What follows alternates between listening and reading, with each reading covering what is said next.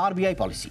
RBI ने आज monetary policy का ऐलान कर दिया। राहत भरी बात यह रही कि रिजर्व बैंक ने रेपो रेट में कोई बदलाव नहीं किया। फिलहाल ये ब्याज दर 6.50% पर स्थिर है। महंगाई, जीडीपी अनुमान, बैंकों को लेकर कई बड़े ऐलान किए गए हैं। आरबीआई गवर्नर शक्तिकांता दास ने बताया कि भारतीय अर्थव्यवस्था में मजबूती बनी हुई है। महंगाई पर नियंत्रण के लिए कई कदम उठाए गए हैं। शक्तिकांता दास ने कहा कि जल्द ही आरबीआई फ्लोटिंग रेट लोन के लिए रीसेट मैकेनिज्म भी लाएगा, मतलब नए नियम बनाए जाएंगे।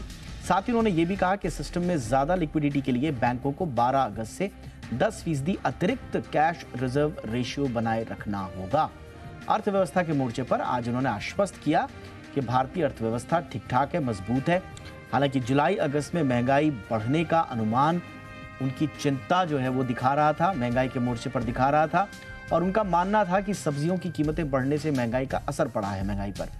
यूपीआई पेमेंट के लिए ऑफलाइन सुविधा लाने पर भी उन्होंने बात कही, और ईएमआई के मोर्चे पर भी जैसा हमने आपको बताया कि फ्लोटिंग लोन को रीसेट करने के लिए नए नियम लाने की बात कही। इसके अलावा उन्होंने जो एक कंज्यूमर हित में जो बड़ी बात बोली वो ये, खास तौर से जो लोन लेने वाले लोग हैं, जो ग्राहक हैं, वो बैंकों से उन्होंने साफ तौर पर कहा कि जब आप ईएमआई में बदलाव करते हैं तो फिर आप ज़्यादा पारदर्शी तरीके से ग्राहक तक जानकारी पहुंचाइए, या फिर लोन की अवधि में कोई तब्दीलियां करते हैं तो उसको भी ज़्यादा पारदर्शी तरीके से आपको ग्राहक तक पहुंचाना होगा। तो कुल मिलाकर बहुत सारी बातें हुई, इनका विश्लेषण आज करेंगे। मॉनेटरी पॉलिसी में रेट्स के अलावा जिन 3 चीज़ों पर गवर्नर शक्तिकांता दास का फोकस रहा कुल मिला के, वो था महंगाई, यूपीआई और तीसरा ईएमआई। अब इन तीनों पर करते हैं चर्चा विस्तार से, लेकिन पहले आइए सुनते हैं कि शक्तिकांता दास साहब ने क्या कहा। Efficient liquidity management requires continuous assessment of the level of surplus liquidity so that additional measures are undertaken as and when necessary to impound the element of excess liquidity. Accordingly, it has been decided that with effect from the fortnight beginning August 12, scheduled banks shall maintain an incremental cash reserve ratio, that is ICRR, of 10% on the increase in their net demand and time liabilities, that is NDTL, between May 19th and July 28th. और जी business के executive editor Swati Khandelwal ने private capex पर जब RBI governor से सवाल पूछा तो उन्होंने क्या कहा, आइए सुनते हैं। आपने कहा अपने स्टेटमेंट में कि बैलेंस शीट्स कंपनीज की बहुत स्ट्रॉन्ग है, रोबस्ट है, इंडिया एक रेजिलिएंट इकोनॉमी की तरह उभर के आ रहा है। प्राइवेट कैपेक्स अभी भी कंसर्न है जब हम बात करते हैं। इसको कैसे आप एड्रेस करेंगे और क्यों ये नहीं अभी तक हो पा रहा है, इसकी कितनी चिंता है आरबीआई को? इसे जैसे कि लास्ट फाइनेंशियल स्टेबिलिटी रिपोर्ट के फॉरवर्ड में मैंने लिखा था कि ये जो सिचुएशन है इसमें at the moment there is a twin balance sheet advantage. The balance sheet, बैंकों के बैलेंस शीट और कॉर्पोरेट्स के बैलेंस शीट दोनों स्ट्रॉन्ग है। सो इस समय पर, और बैंक के जो मतलब जो कॉर्पोरेट बैलेंस शीट है वो भी काफ़ी डीलेवरेज्ड है, तो इन्वेस्टमेंट के लिए उनमें काफ़ी facility, there is space for making investment. बाकी तो ये इंडिविजुअल कंपनीज के ऊपर डिपेंड करते हैं। बट मैंने स्टेटमेंट में बहुत क्लियरली कहा कि इन्वेस्टमेंट, जो प्राइवेट इन्वेस्टमेंट है, अभी वो सिलेक्ट क्रिटिकल सेक्टर में, सम की सेक्टर्स में इट इज़ हैपनिंग, और मैंने फुटनोट में स्पेल आउट किया है कौन सा सेक्टर में वो इन्वेस्टमेंट अभी हो रहा है। की सेक्टर्स जिसमें कि मैं कह सकता हूँ कि आयरन एंड स्टील हो, ऑटोमोबाइल्स हो, पेट्रोलियम सेक्टर हो, और मेटल्स में है, केमिकल्स सेक्टर में। सो काफ़ी सेक्टर में, की सेक्टर में अभी investment it's happening. So therefore going forward it should happen in other sectors, क्योंकि the ground conditions are favourable for investment. Bharat सरकार के पूर्व वित्त सचिव सुभाष चंद्र गर्ग सर इस वक्त हमारे साथ हैं। अब जाने माने अर्थशास्त्री भी हैं, आर्थिक मामलों के जानकार भी हैं। Garg sir, good evening. मैं इससे पहले कि आज ओवरऑल आपका कमेंट लूं, लेकिन जो शक्तिकांता दास साहब ने जो हमारी एग्जीक्यूटिव एडिटर स्वाति खंडेलवाल के सवाल के जवाब में कहा, और वो कह रहे हैं कि कुछ सेलेक्टिव सेक्टर्स में आ रहा है बट आपको लग रहा है सर ये, क्योंकि बड़ी चिंता की बात है, प्राइवेट इन्वेस्टमेंट क्या चीज है जो रोके हुए है? जब ट्विन बैलेंस शीट एडवांटेज है, कॉर्पोरेट का भी ठीक ठाक है, बैंक्स भी ठीक ठाक हैं, तो what is holding back the private investment in India sir? ये देखिए, ट्विन बैलेंस शीट एडवांटेज की बात हुई कि बैंकों की बैलेंस शीट काफ़ी स्ट्रांग है, प्रॉफिटेबिलिटी बढ़ी है बैंकों की काफ़ी। इसी तरह से प्राइवेट कॉरपोरेट सेक्टर की प्रॉफिटेबिलिटी भी काफ़ी बड़ी है। पिछले साल आपने देखा उन्होंने कॉर्पोरेट टैक्स में भी काफ़ी बढ़ोतरी हुई। तो ये तो सत्य है कि दोनों बैलेंस शीट्स इस समय काफ़ी स्ट्रांग हैं। लेकिन उसके बावजूद इन्वेस्टमेंट क्यों नहीं हो रहा, दैट ये आपका सवाल है, और ये हर एक किसी के दिमाग में आता है। मेरा अपनी समझ ये है कि प्राइवेट इन्वेस्टमेंट, स्पेशली जो हम आप इंडस्ट्रियल इकोनॉमी जिसको कहते हैं, तो उन्होंने, गवर्नर ने भी बहुत सारे इंस्टेंसेस बताए, केमिकल सेक्टर में, पेट्रोलियम सेक्टर में, इसमें स्टील वगैरह में इन्वेस्टमेंट हो रहा है। ये इन्वेस्टमेंट ज़्यादातर इस समय गवर्नमेंट सपोर्टेड इन्वेस्टमेंट है। तो आपने देखा बहुत सारा इन्वेस्टमेंट रेलवेज में, रोड बनाने में हो रहा है। गवर्नमेंट का कैपेक्स प्रोग्राम काफ़ी बढ़ गया है। तो उसके साथ साथ जो प्राइवेट सेक्टर जो इसके साथ जुड़ा हुआ है, वो भी अपना इन्वेस्टमेंट बढ़ा रहा है। रेल के कोचेस बनाने में, रेल की और फैसिलिटीज़ बनाने में, या गवर्नमेंट पेट्रोलियम सेक्टर में इक्विटी ला रही है। पेट्रोलियम सेक्टर में ज़्यादातर पब्लिक सेक्टर है। बट प्राइवेट सेक्टर अगर आप देखें, कंजम्पशन इंडस्ट्री जिसमें रियली प्राइवेट सेक्टर का सबसे बड़ा एडवांटेज है, या ज़्यादातर अदर देन ट्रांसपोर्ट सेक्टर, जो ट्रांसपोर्ट सेक्टर वाले जो इन्वेस्टमेंट है, या फिर जो नए सेक्टर हैं जिसको आजकल अपन स्टार्टअप इकोनॉमी कहते हैं, डिजिटल इकोनॉमी साइड में, तो वहाँ प्राइवेट इन्वेस्टमेंट नहीं आ रहा है। उसके दो कारण हैं मेरे हिसाब से। एक तो ये कि ग्लोबल जो कैपेसिटी है इन ज़्यादातर इंडस्ट्री में, ये इस समय काफ़ी है। आपने अभी देखा कि चाइना के एक्सपोर्ट का भी 15% से गिरावट आई है। तो जब दुनिया में काफ़ी कैपेसिटी अवेलेबल है और दुनिया में डिमांड कम हो रही है, तो आप हिंदुस्तान में इन्वेस्टमेंट क्यों करेंगे इसमें? That is one reason. दूसरा, जो स्टार्टअप्स वगैरह में एक बहुत समय, 1.5-2 साल तक ऐसा चला कि जिसमें कि प्रॉफिटेबिलिटी से कोई फ़र्क नहीं पड़ता, आप इन्वेस्टमेंट करे जाइए, आपको कस्टमर एक्विजिशन करना है, आपको वॉल्यूम बढ़ाने हैं, प्रॉफिटेबिलिटी मत देखिए। लेकिन उससे देखा कि बहुत सारा इन्वेस्टमेंट जो है स्टार्टअप्स वगैरह में, वो नुकसान की तरफ जा रहा है। सो जब फिर प्रॉफिटेबिलिटी को सर्च करने लगे इस इन्वेस्टमेंट सेक्टर में, तो वहाँ पे फिर इन्वेस्टमेंट कम होने लग गया है।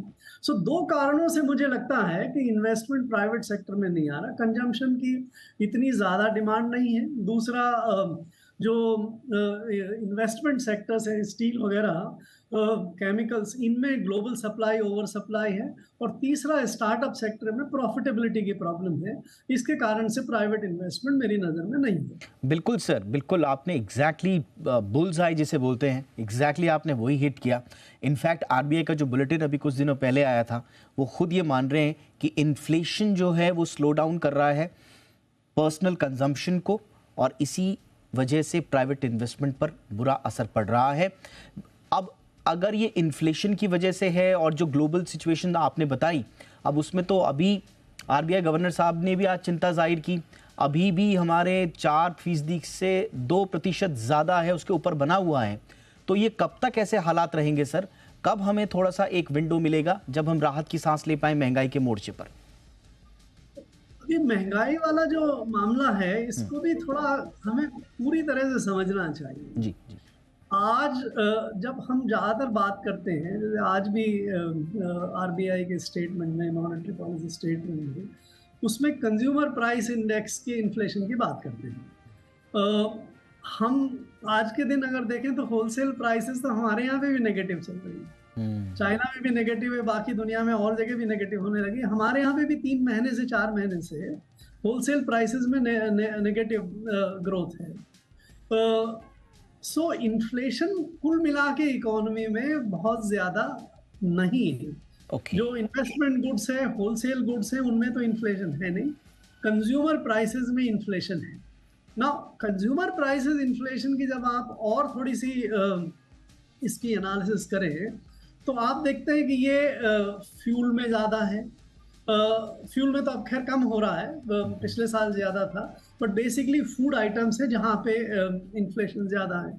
चाहे सीरियल्स में हो, गेहूँ और राइस, दोनों में प्रॉब्लम इस समय चल रही है अवेलेबिलिटी की देश में, दुनिया में भी, इसलिए वहाँ पे इन्फ्लेशन बढ़ा हुआ है। वेजिटेबल्स, टमाटो की तो स्टोरी सारे देश को पता है इस समय, आने वाले समय में प्याज के बारे में भी और अन्य वेजिटेबल्स के बारे में, मिल्क के बारे में भी समस्या है। तो इन्फ्लेशन जहाँ पे है वो कंज्यूमर गुड्स में है, और उन कंज्यूमर गुड्स में स्पेशली फूड आइटम्स में, और वो जो आइटम्स हैं वो ना तो पूरी तरह से गवर्नमेंट के कंट्रोल में है और ना ही आरबीआई के कंट्रोल में है। तो आप जब इन्फ्लेशन के साथ अगर अपनी मॉनेटरी पॉलिसी एक्शन को टाई अप करते हैं, तो मॉनेटरी पॉलिसी एक्शन में हम दो चीज़ें करते हैं। एक तो हम मनी सप्लाई बढ़ाने की या घटाने की कोशिश करते हैं ताकि सप्लाई साइड से आप थोड़ी सी कंस्ट्रेंट लेके आ जाएं। इसको आरबीआई गवर्नर और ये पूरी जो इकोनॉमिस्ट की कम्युनिटी है वो लिक्विडिटी के बारे में बात करती है कि लिक्विडिटी मैनेजमेंट, अकोमोडेटिंग स्टैंड वगैरह। जो सिंपल शब्दों में समझें तो भाई हम अपनी मनी सप्लाई को बढ़ा रहे हैं या घटा रहे हैं। जैसे आज भी एक मेजर हुआ कि भाई आपको 10% इंक्रीमेंटल डिपॉजिट्स पे आपको एडिशनल सीआरआर रखना पड़ेगा। उसका नेट इफेक्ट ये होता है कि भाई आप मनी सप्लाई को जो है वो घटा रहे हैं। और दूसरा, आप रेट एक्शन से डिमांड को कंट्रोल करते हैं कि आप इंटरेस्ट रेट बढ़ा देते हैं, रेपो रेट से सेटिंग होती है, उसके बाद इंटरेस्ट रेट बढ़ती चली जाती है। तो मेरा आपको ये कहना है कि अगर इन्फ्लेशन वहाँ पे है जहाँ पे आपके मॉनेटरी एक्शन से इन्फ्लेशन पे कोई फर्क नहीं पड़ा, वो और दूसरे फैक्टर्स के कारण से इन्फ्लेशन बढ़ रहा है, तो आपकी मॉनेटरी पॉलिसी एक्शन में उस इन्फ्लेशन से कुछ नहीं कर सकते। ऑलराइट। तो ज्यादातर जो आरबीआई का मॉनेटरी पॉलिसी एक्शन हो रहा है पिछले कुछ समय से, वो मुझे ऑनेस्टली ये नजर आता है कि प्रोफॉर्मा एक्शन, ये रियल एक्शन नहीं है, इन्फ्लेशन को इफेक्ट नहीं कर सकता। ओके। अब आप देखें, पिछले 2 महीने पहले आप कहते थे भाई कि इतनी इन्फ्लेशन हम 5.2 इस क्वार्टर में उम्मीद कर रहे हैं, आज कह रहे हैं 6.2 अब इस क्वार्टर में हो जाएगा ना। 5.2 से 6.2 इन्फ्लेशन क्यों हुआ, राइट? और उस इन्फ्लेशन बेसिकली वेजिटेबल्स में और फूड आइटम्स में हो रहा है, और उस पे आप की मॉनेटरी पॉलिसी का कुछ एक्शन होता नहीं। तो मॉनेटरी पॉलिसी का एक्शन आजकल एक्चुअली हाउस लोन, आप भी शुरू में बात करते थे ईएमआई की, डिस्कस रिक्वायर्ड कि ईएमआईज और इंटरेस्ट जिन लोगों को जो लोग लोन लेते हैं, उन लोगों की लोन डिमांड तो कम नहीं हो रही, जो कि ऑब्जेक्टिव है मॉनेटरी पॉलिसी का, बट उनकी कॉस्ट बढ़ रही है। सो लुब्बे लुभाव संक्षेप में इन्फ्लेशन पे मुझे इस चीज़ का कोई फर्क पड़ता नजर नहीं आ रहा, केवल लोगों के जो कॉस्ट और इंसेंटिव्स हैं उस पर थोड़ा फर्क पड़ता नजर आता है। ओके, थोड़ा सा ये बड़ा इंटरेस्टिंग आपने सर ट्विस्ट दिया कि लोगों का लोन का डिमांड तो उतना ही है, और लोन डिमांड की वजह से जो उनके खर्चे बढ़ रहे हैं, अब आरबीआई ने कह दिया साहब, थोड़ा सख्ती दिखा दी कि बैंक्स जो हैं फ्लोटिंग रेट्स और ईएमआईज में थोड़ी सी पारदर्शिता लेके आएँ, इन लोगों को बताएं कि अगर ड्यूरेशन बढ़ रहा है, अवधि बढ़ रही है, ईएमआई बढ़ रही है, तो उनको, तो यानी कि आपको लग रहा है सर कि सही चीज एड्रेस नहीं हो रही है? सी, आप अगर थोड़ी गहराई में देखें, पिछले 4-5 साल में देश में लगभग 14-15 लाख करोड़ की एनपीएस बैंकों ने राइट ऑफ की है। ये बहुत बड़ी अमाउंट है, छोटी अमाउंट नहीं है, लेकिन उसके बावजूद बैंकों के प्रॉफिट बहुत बड़े हैं, राइट? तो आप क्या चीज हो रही है जिसके कारण से इतना सारा राइट ऑफ करने के बावजूद भी आपका प्रॉफिट बढ़ रहा है? थोड़ा सिंप्लीफाई कीजिए सर इसे, बड़ा इंटरेस्टिंग है ये। मैं ये कह रहा हूँ, loan write off is a cost to you, क्योंकि आप Absolutely. उसको कॉस्ट में डालते हैं तो उससे आपकी प्रॉफिटेबिलिटी एक्चुअली कम होनी चाहिए थी। राइट, लेकिन आपकी प्रॉफिटेबिलिटी बढ़ रही है। राइट, बैंकों में काफी इस बार तो पब्लिक सेक्टर बैंकों ने भी तकरीबन 70-80 हज़ार करोड़ रुपए का क्वार्टरली मुनाफा, कुल मिला के सिस्टम ने इतना प्रॉफिट जनरेट किया। तो सवाल जो उठता है और जिसका हमें आंसर ढूंढना चाहिए वो ये है कि एक तरफ तो आपने इतना सारा राइट ऑफ किया और उसके बावजूद भी आपका प्रॉफिट बढ़ रहा है, तो ये प्रॉफिट कहाँ से आ रहा है? इसमें आपको सॉल्यूशन मिलेगा कि जो रेपो रेट्स बढ़ी उसके कारण से बैंकों ने तुरंत ये सारी पास ऑन कर दी EMI के रूप में, और हाउस लोन्स को रीसेट करके इंटरेस्ट वगैरह, बाकी सबके भी इंटरेस्ट रेट रीसेट करके। सो आपकी इंटरेस्ट इनकम बहुत ज़्यादा बढ़ गई। आपके डिपॉजिट पे जो आप इंटरेस्ट देते थे उस पे कोई ज़्यादा इतना परिवर्तन नहीं आया।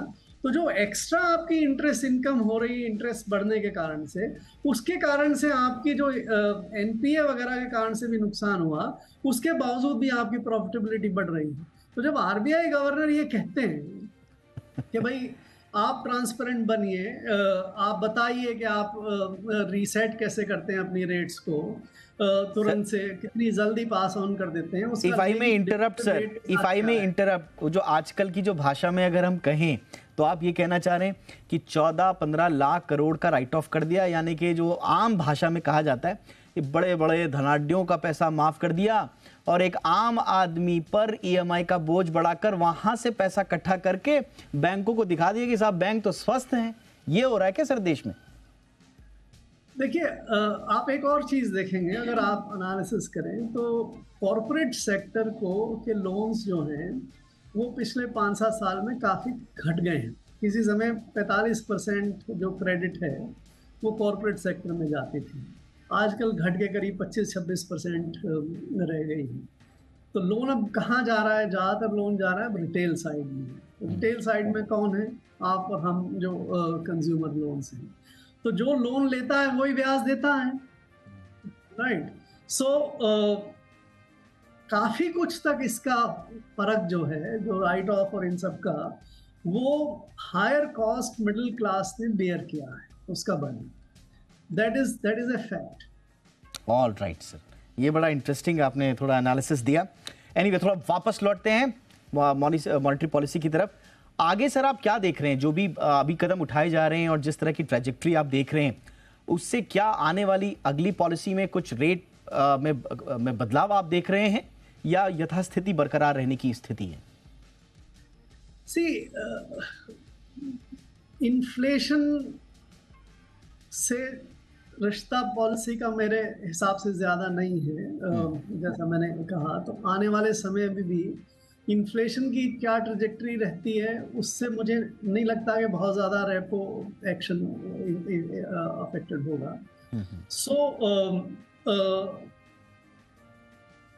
बैंकों की प्रॉफिटेबिलिटी काफ़ी अच्छी हो गई। सरकार भी चाहती है कि उसको बना रहे और बैंकों की प्रॉफिटेबिलिटी दिखती रहे, क्योंकि PSP काफ़ी सारे हैं। सो मुझे मेरा जो अनुमान है, मुझे लगता है कि आने वाले कुछ समय तक दोनों चीज़ में, नंबर 1 इंटरेस्ट रेट, जो रेपो रेट है उसको जल्दी RBI घटाएगी नहीं। ओके, क्योंकि अगर RBI अगर रेपो रेट घटाने लगेगी तो बैंकों की प्रॉफिटेबिलिटी, बिल्कुल, यानी कि वो कनेक्शन फिर वहीं आ जाएगा। और अभी RBI की प्रॉफिटेबिलिटी जो है वो हमारी फॉरेन एक्सचेंज की रेट क्या है उस पर डिपेंड करती है। ये बड़ा संयोग है कि अगर रुपया डिप्रिशिएट होता है तो RBI की प्रॉफिटेबिलिटी बढ़ती है। मुझे वो भी नहीं लगता कि फॉरेन एक्सचेंज रेट से का एप्रिसिएशन हमारा रुपये का होगा आने वाले समय में, क्योंकि फॉरेन इन्फ्लेशन फॉर्चुनेटली इस समय तो फॉरेन इन्फ्लेशन घटता जा रहा है, जहाँ बहुत ज़्यादा ऑयल वगैरह और इन चीज़ों के दाम इतने ज़्यादा नहीं है, और दुनिया में चूँकि सप्लाई ज़्यादा है तो प्रेशर प्राइसेस पे कम रहने की। सो आने वाले कुछ समय में मैं इतना जल्दी नहीं देखता कि रेपो रेट घटेंगी और रुपया बहुत स्ट्रांग होगा। ऑलराइट, बहुत बहुत शुक्रिया सर। काफ़ी विस्तार से बातें हुई हैं, कुछ नए एनालिसिस भी हमको आपके ज़रिए सुनने को मिले। थैंक यू सो मच, आपने हमारे दर्शकों के लिए वक्त निकाला। बहुत बहुत शुक्रिया। All the best to you. Thank you sir.